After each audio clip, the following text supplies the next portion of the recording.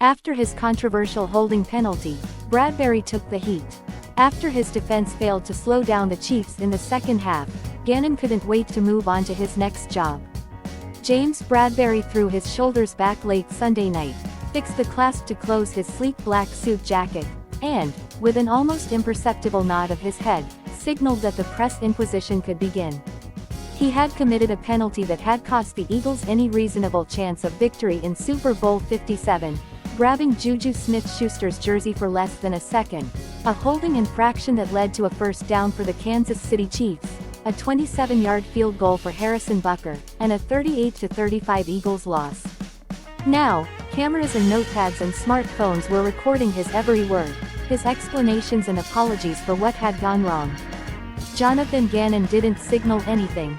Not intentionally. 5 minutes, 10 minutes, 20, Bradberry stayed there, answering one hard question after another about his mistake. The small crowd around him was like an amoeba, shifting in shape and size. Reporters hovered around him. Reporters moved on to interview other players. More reporters sidled up. And all the while, Bradberry never raised his voice, never objected to any of the endless reminders that he had made one of the biggest mistakes in the biggest of games. He didn't blame anyone. He didn't display any outward anger or frustration. All he did was admit to his error again and again and again. Jonathan Gannon meeting with the media during a team availability in Phoenix before Super Bowl 57. "What did you think of the call, James?"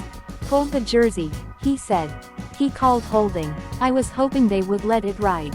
But it was holding. Do officials always call that? Did they typically let that kind of play ride? I'm not sure. I think the playoff games I saw, sometimes the ref let things like that go. It depends on the refs. I mean, that's not up for my judgment. I was hoping he would let it go, but of course, you know, he's a ref. It's a big game. It was a holding, and he called it."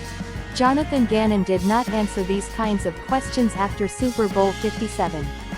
He did not answer any questions from the media after Super Bowl 57. He didn't admit to anything. Not publicly, anyway. As the Eagles' defensive coordinator, Gannon was under no formal obligation to speak to reporters Sunday night at State Farm Stadium. But given that his defense had allowed 31 points and 158 rushing yards and 6.4 yards per play to the Chiefs, given that Andy Reid had outsmarted him throughout the game's second half, given that the Eagles never forced a turnover and never sacked Patrick Mahomes, despite Mahomes' sprained right ankle, it would have reflected well on Gannon to open himself up to some inquiry. Even if he had stood there and recited the same insight-blocking cliches, "I wish we had played better. I have to look at the film. You have to give those guys credit," at least he would have been standing there, taking it. Like James Bradberry took it. Like the other players on the Eagles' defense took it. "I felt like I only had two options, really," Bradberry told reporters Tuesday. "I could take responsibility for it, or I could blame it on somebody else. But I try not to live that way.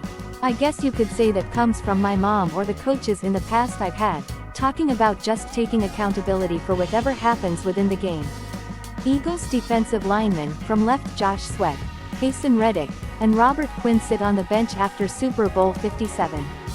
2 weeks ago, in the immediate celebration of the Eagles' 31-7 victory over the 49ers in the NFC Championship game, Jonathan Gannon said to a reporter, "Philly is keeping me. Good, bad, or indifferent, I'm staying here." On Monday, Jonathan Gannon interviewed to be the Arizona Cardinals head coach. On Tuesday, the Cardinals hired him. He is 40, young and ambitious.